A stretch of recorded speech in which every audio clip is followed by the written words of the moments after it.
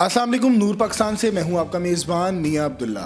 नाज़रीन, आपने वो मुहावरा तो सुना होगा, नीम हकीम ख़तरे जान। मेरे साथ एक माँ जी मौजूद हैं जो औलाद के सिलसिले में हकीम साहब के पास जाती हैं। इनके घर औलाद नहीं होती और वो कहता है कि मैं इलाज करूँगा आपके शोहर का, आपके घर औलाद हो जाएगी। वो इनसे 8 लाख रुपया लेता है और इनके शोहर का इलाज करना शुरू कर देता है। अताई हकीम इनके शोहर का इलाज करता है और गलत दवाइयाँ देता है, जिसके नतीजे में इनके शोहर को फालज हो जाता है और उनके गुर्दे मुकम्मल तौर पर काम करना छोड़ देते हैं। दोबारा ये जाते हैं कि मेरे शोहर के साथ ये मसला आ गया, तो वो इनसे 24 लाख रुपया मजीद ले लेता है कि मैं आपके शोहर को मुकम्मल तौर पर ठीक कर दूंगा। आखिर में होता क्या है कि इनके शोहर जो है जान की बाजी हार जाते हैं। रिटायर्ड सब इंस्पेक्टर हैं और आज उनकी अहलिया दर बदर की ठोकरें खाने पर मजबूर है। तमाम कहानी क्या है इनसे जानते हैं। अस्सलाम वालेकुम। वालेकुम सलाम बेटा। आपका उस जाली हकीम के साथ राब्ता कैसे हुआ या किसने उसके साथ आपका राब्ता करवाया? मेरा मियाँ एक होटल में बैठते थे, वहाँ 2 लोग आते थे, बैठते थे, उसने छोड़े हुए थे अपने एजेंट। उसने कहा कि ये हकीम बहुत अच्छा दवाई देता है, इसने बहुत से लोगों को औलाद दी है, ये इंडिया की इससे दवाई आती है, इसकी दवाई बहुत महंगी है, तो क्या तुम इलाज करा सकते हो? उसने कहा हाँ हम इलाज करा सकते हैं। उसने कहा कि चलो ठीक है, तो ये इलाज तकरीबन उन्होंने हकीम ने बोला कि 8 या 9 माह का होगा।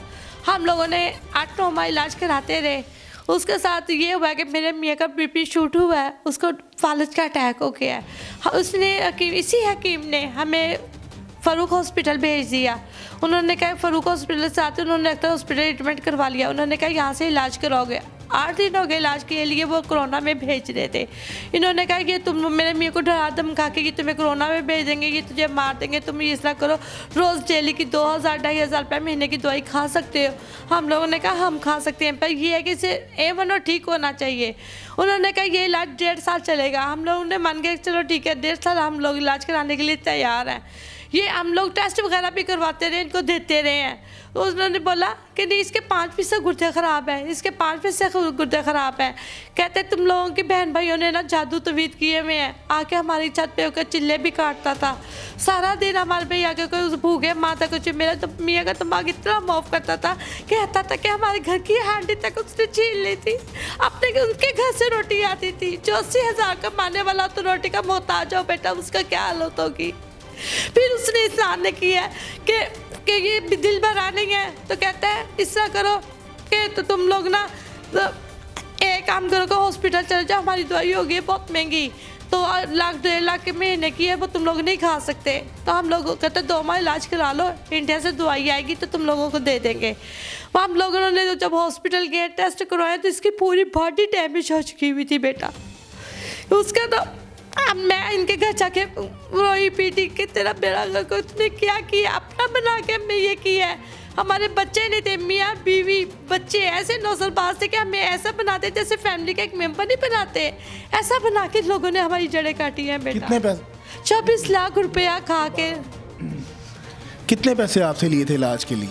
इन लोगों ने 24 लाख एक लिया है, 3 लाख रुपया एक लिया है, तो 3 लाख रुपया एक लिया है इन लोगों ने हमसे। माँ जी मुझे बताइएगा कि आपके शोहर माशाल्लाह सब इंस्पेक्टर थे और बाशाऊर आदमी थे।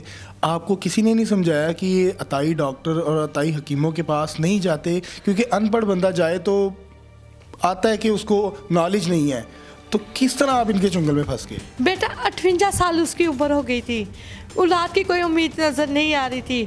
उन्हें किसी इंसान ने औलाद की उम्मीद किरण नज़र दिलाई तो हम उसके दिल में भी यही चाह उठा के चलो हमारी इस बुढ़ापे में औलाद का हमारा सहारा हो जाएगा।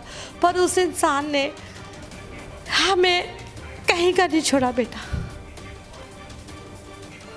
कितनी देर पहले आपके शोहर वफात पा चुके हैं? मेरे शोहर को वो बात पाए हुए अभी 20-21 दिन हुए। और इलाज कितनी देर चलता रहा? 4 साल चलता रहा हमारा इलाज। 4 साल आप उसी हकीम के चुंगल में फंसे? चुंगल पे फंसे रहे। कहते हैं ना नौसलबाज भूखा नहीं मरता, वो हमारे साथ वही है। उसने नौसलबाजी में उसने हमें दीन के हिसाब से लूटा है। कहते हैं तुम्हारा मियाँ ठीक नहीं होता, इस पर जादू किया, वैसे तवीद के पहले ये काट होगी तो फिर ठीक होगा। मेरे मियाँ का दिमाग ऐसा उन लोगों ने माफ कर दिया, मतलब दवाइयाँ खा के ना तो उनका दुआ बिल्कुल काम नहीं करता। फिर हॉस्पिटल चला गया, मेरे मियाँ से उन्होंने सैन अंगूठे करवा लिए कि तुम ना मकान ना अपनी बीवी के नाम कर दो। मुझे कहता है कि मैंने अपने सैन अंगूठे करवा दो, मैं तुम्हारे नाम मकान कर दूंगा। ऑलरेडी मकान मेरे अपने नाम खुद था। मैंने ये सोचा कि देखो मकान मेरे नाम है, ये मुझे क्यों कह रहा है। मैंने अपने हस्बैंड से पूछा तो उसे कहता है मैंने तो सैन अंगूठे कर दिए हुए हैं। मैंने कहा तुम्हें पता नहीं चला। कहता नहीं मुझे नहीं पता चला, मैं तो बेहोश था, नींद बेहोश था। तो उसे कहता है या सैन करते रहो। मैं कहता है मैं करता रहा हूँ। कि आप जब हुकाम बाला के पास गई हैं तो क्या उन्होंने आपकी हेल्प की, क्या मदद की? पहले हम लोग थानों के चक्कर खाते रहे हैं, तकरीबन 5 माह से थके खाए हैं। आप कुछ नहीं पूछो। जब ये डेथ हुई है ना तो फिर हमारी मुलाकात हुई है CCP डॉक्टर साहब से खुली कचहरी में। फिर उन्होंने कहा कि इस बच्ची का सुनाई की जाए। तो वो सुनाई ये की है, थाने वालों ने एक छोटा सा 294 वाला पर्चा काट दिया है। उन्होंने मेरे दरवाजे में आके ईंटें भी मारी हैं, धमकियां देते हैं। मेरी बेटी को एक दफ़ा उन्होंने गाड़ी में टक्कर मारी गई, उसकी भी मैंने DSP को दी हुई थी। क्या कहते हैं आपको? वो उन्होंने यही कहते हैं कि बस ये केस वापस ले लो, तो तुम जहाँ बैठे हो ना, जो तुम्हारे साथ किया ना, तो तुम लोग खामोश रहो, यानी भूल जाओ जो कुछ हो गया। भूल जाओ। तो मैं अपने मियाँ की बहुत कैसे भूल जाऊँ? घर तो मेरा उजड़ा है, आशियाना मेरा उजड़ा है, वो तो अपने घर में सुकून से है। हेल्थ कमीशन वालों को भी दी है दरख्वास्त, उन्होंने भी यही कहा है कि ये हकीम नहीं है, इसको दवाई देने की इजाज़त नहीं है। तो कल पुलिस वाले कह रहे हैं कि हम उनसे भी रिपोर्ट पाल लेकर आएंगे, देखते आगे क्या करते हैं।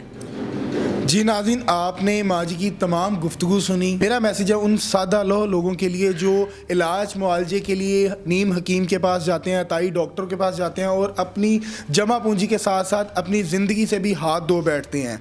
और खुदारा ऐसे डॉक्टर और ऐसे हकीमों से इज्तनाब करें, इनके पास ना जाया करें, ताकि आपकी ज़िंदगी महफूज रह सके। अपने मेज़बान को दीजिए इजाज़त। अल्लाह हाफिज़।